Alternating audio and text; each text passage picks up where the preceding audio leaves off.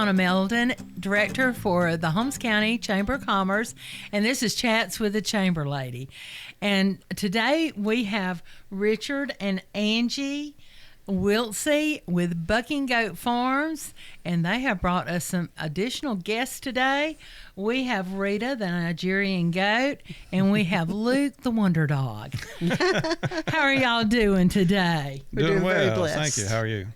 Just wonderful, and it's just such a joy.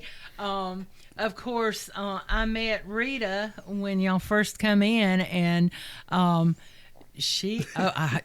we just heard her. She's grinding her teeth. I'm learning all about goats today. So let's get started. How long have y'all lived in Holmes County now?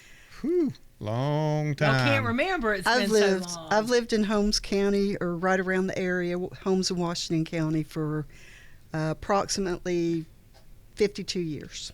Long time. Richard, you about the same, huh? Not quite. Close, Okay. close, but not quite. All right. I mean, we've been married for going on 45 years Okay. this February, and we've spent most of that time right here in Holmes County. How long have y'all been raising goats? Well, A that's little over 10 years. 10 years. Yep. Now, and now, how did Bucking Goats Farms get started? I know there's a great story behind that, isn't there? You want me to take that one, honey? Oh yeah, you better take it. All Well- right, Angie. I always wanted goats. I had them when I was little, but since we've been married and we got back in the animal business and had a farm, I've always wanted goats, and my husband said no, he didn't want goats. But one day, we were out in the yard, and a Great Pyrenees dog showed up with a solid black goat that was very, very fat. And they stayed there and hung out at our house during the day, and every evening they would go into the woods and sleep at night. It was very cold. It was in January or February. And every evening they go in the woods and disappear. And we didn't know where they went. For a couple of weeks we tried to find out where they came from, who they belonged to. Never seen the dog before. Could never find out where they came from or who owned them. But after a couple of weeks, I like flowers, and I have a lot of flower beds. And my husband told me, if you leave the goat out there and don't pin it up, it's going to get in your flower beds and eat all your flowers. So we did go ahead, and we had a dog pen that was empty. And so we went ahead and put food in, and the little goat went right in and started eating. And so we started feeding it and kept it pinned up for a few days while we're still looking for the owners. And it was odd because the Great Pyrenees dog, I had befriended it somewhat, but after it could seem to be able to tell that the mama goat was doing good, every day it would come out, but it would disappear and be in our yard a little less every day, until after 2-3 weeks it just disappeared. And we've never seen it again and never found out where it came from. But about 2 weeks after that, we were blessed with a baby goat. Uh-huh. And so I told my husband, I said, evidently God wants me to have goats. So we started with 1, then 2, and now we've got close to 70 goats. That's how goat math works.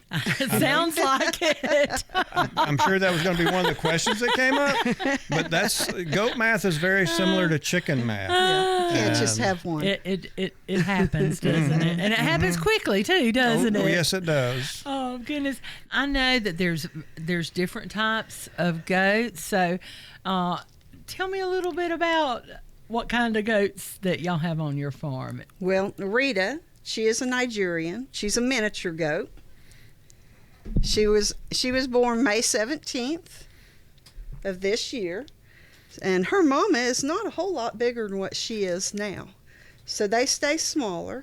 We also have pygmies that are smaller, and then we have larger breeds. We've got Nubian, which is good for milk if you want to milk them. And we also have Boer goats, which are a large goat that are a meat goat. Okay. And we actually like to Crossbreed.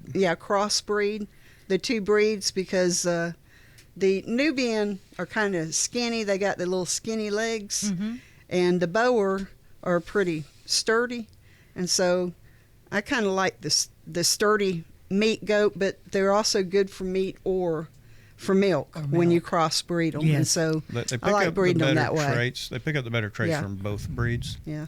Now, and by all observations, they undoubtedly make really good pets, don't they? They can. Excellent. They can make good pets. If I wanted one just as a pet and I didn't want it for breeding purposes, I feel like a weathered goat, a male goat that has been fixed is probably your most balanced. Now, how many babies do they usually birth during a With our pregnancy? experience, has been 1 to 3.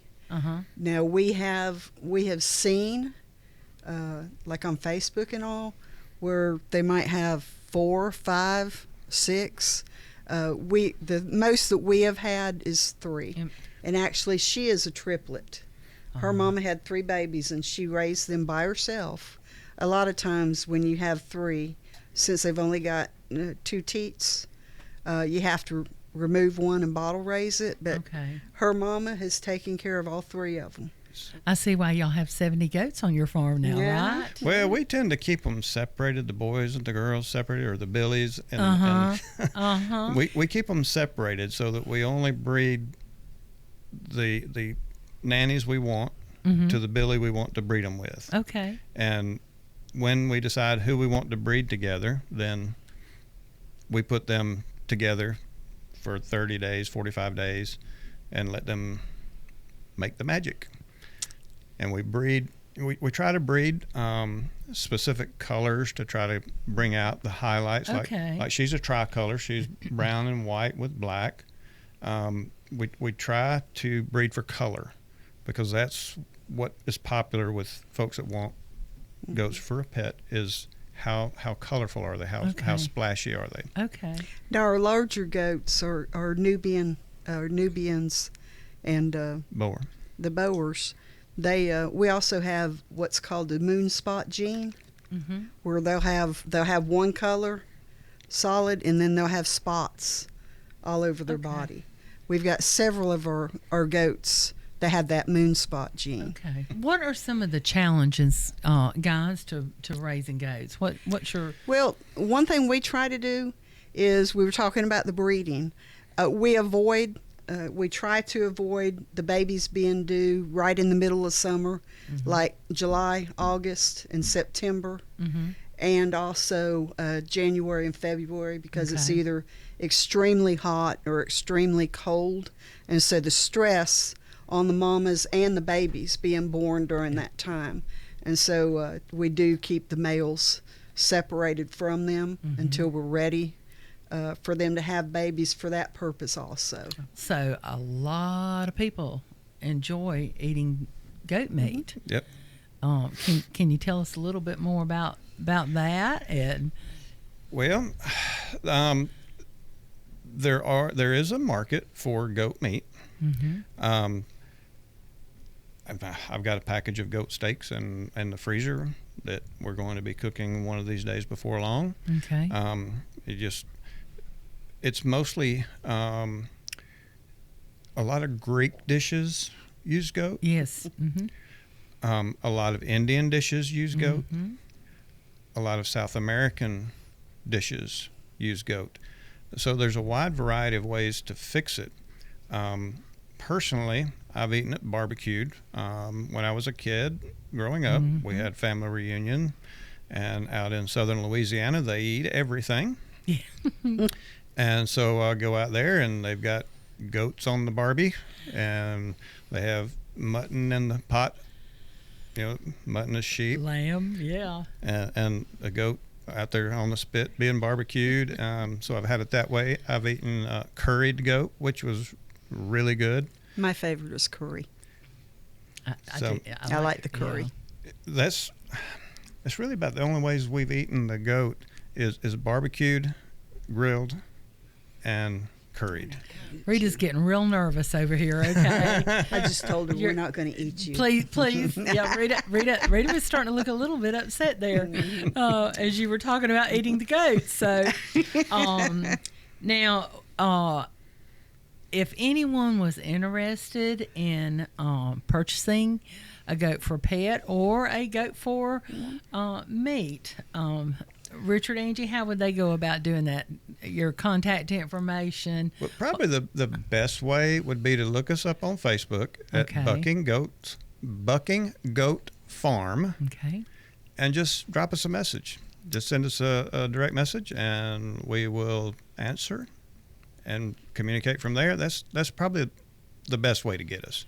Thank y'all for being our guest today. It's been such a pleasure to learn about Bucking Goat Farm, and I'm just so excited that we had some guests today, some pet guests. Rita, we're glad you could join us, and Luke, you as well. This is Donna Meldon, Director for the Holmes County Chamber of Commerce, and this has been Chats with the Chamber Lady. And remember, if you need it, or you want it, or you want to do it, Holmes County's got it for you.